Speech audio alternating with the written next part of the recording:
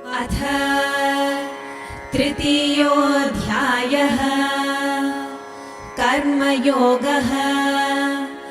अर्जुन उवाच जायसी चेत् कर्मणस्ते मता बुद्धिर्जनार्दन तत्किं कर्मणि घोरे मां नियोजयसि केशव। व्यामिश्रेणेव वाक्येन बुद्धिं मोहयसीव मे तदेकं वद निश्चित्य येन श्रेयोऽहमाप्नुयाम्। श्रीभगवानुवाच लोकेऽस्मिन् द्विविधा निष्ठा पुरा प्रोक्ता मया नघ। ज्ञानयोगेन साङ्ख्यानां कर्मयोगेन योगिनाम्। न कर्मणामनारम्भान् नैष्कर्म्यं पुरुषोऽश्नुते न च सन्न्यसनादेव सिद्धिं समधिगच्छति। न हि कश्चित् क्षणमपि जातु तिष्ठत्य कर्मकृत्।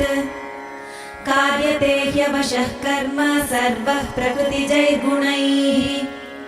कर्मेन्द्रियाणि संयम्य य आस्ते मनसा स्मरन् इन्द्रियार्थान् विमूढात्मा मिथ्याचारः स उच्यते।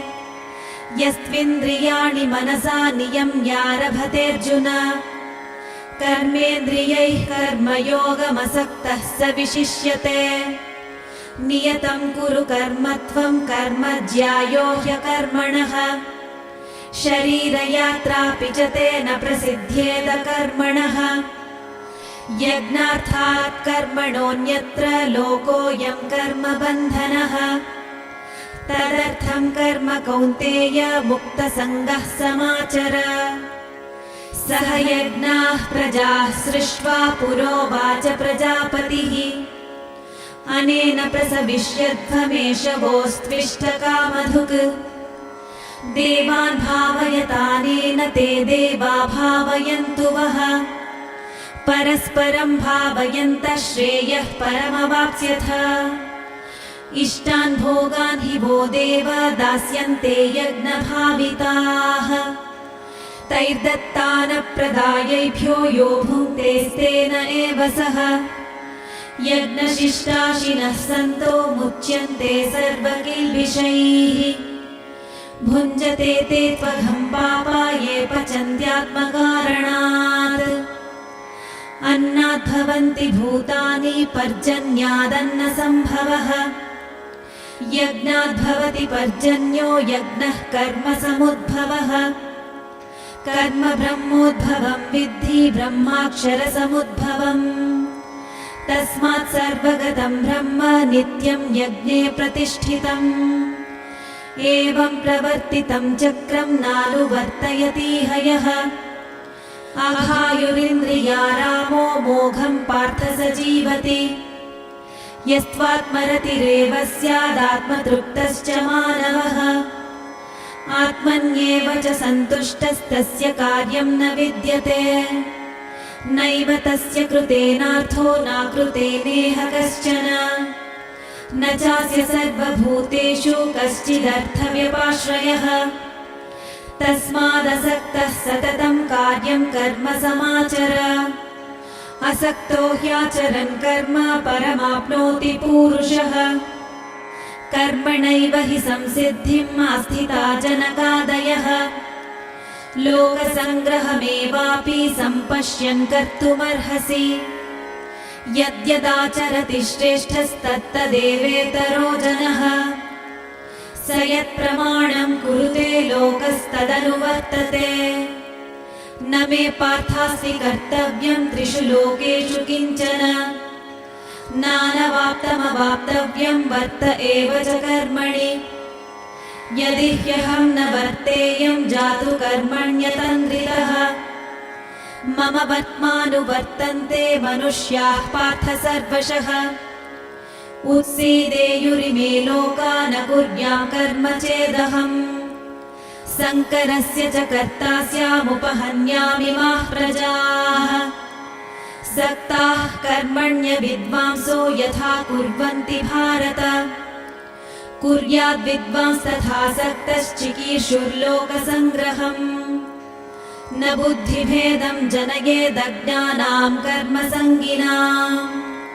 जोषयेत् सर्वकर्माणि विद्वान् युक्तः समाचरन् प्रकृतेः क्रियमाणानि गुणैः कर्माणि सर्वशः अहङ्कारविमूढात्मा कर्ताहमिति मन्यते तत्त्ववित्तु महाबाहो गुणकर्मविभागयोः गुणागुणेषु वर्तन्त इति मत्वा न सज्जते प्रकृतेर्गुणसम्मूढाः सज्जन्ते गुणकर्मसु तान् कृत्स्नविदो मन्दान् कृत्स्नविन्न विचालयेत् मयि सर्वाणि कर्माणि सन्न्यस्याध्यात्मचेतसा निराशीर्निर्ममो भूत्वा युध्यस्व विगतज्वरः ये मे मतमिदं नित्यमनुतिष्ठन्ति मानवाः श्रद्धावन्तो न सूयन्तो मुच्यन्ते तेऽपि कर्मभिः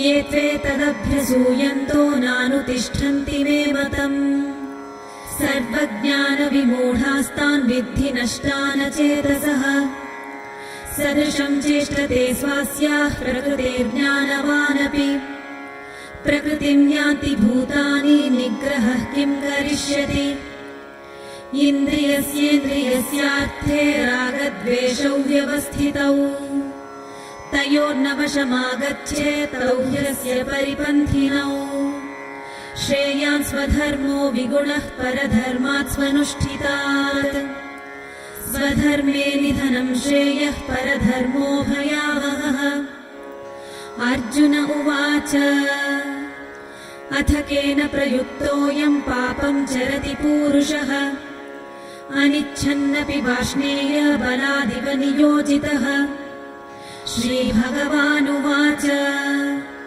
काम एष क्रोध एष रजो गुणसमुद्भवः महाशनो महापाप्मा विद्येन विह वैरिणम् धूमेनाव्रियते वह्निर्यथादर्शो मलेन च यथोल्बेनावृतो गर्भस्तथा तेनेदमावृतम् आवृतं ज्ञानमेतेन ज्ञानिनो नित्यवैरिणा कामरूपेण कौन्तेय दुष्पूरेणानलेन च इन्द्रियाणि मनोबुद्धिर्नस्याधिष्ठानमुच्यते एतैर्विमोहयत्येष ज्ञानमावृत्य देहिनम् तस्मात् त्वमिन्द्रियाण्यादौ नियम्य भरतर्षभ पाप्मानं प्रजहिह्येनं ज्ञानविज्ञाननाशनम् इन्द्रियाणि पराण्याहुरिन्द्रियेभ्यः परं मनः मनसस्तु परा बुद्धिर्यो बुद्धेः परतस्तु सः एवं बुद्धेः परं बुद्ध्वा संस्तभ्यात्मानमात्मना जहि शत्रुं महाबाहो कामरूपं दुरासदम् ॐ तत्सदिति श्रीमद्भगवद्गीतासु उपनिषत्सु ब्रह्मविद्यायां योगशास्त्रे श्रीकृष्णार्जुनसंवादे कर्मयोगो नाम तृतीयोऽध्यायः।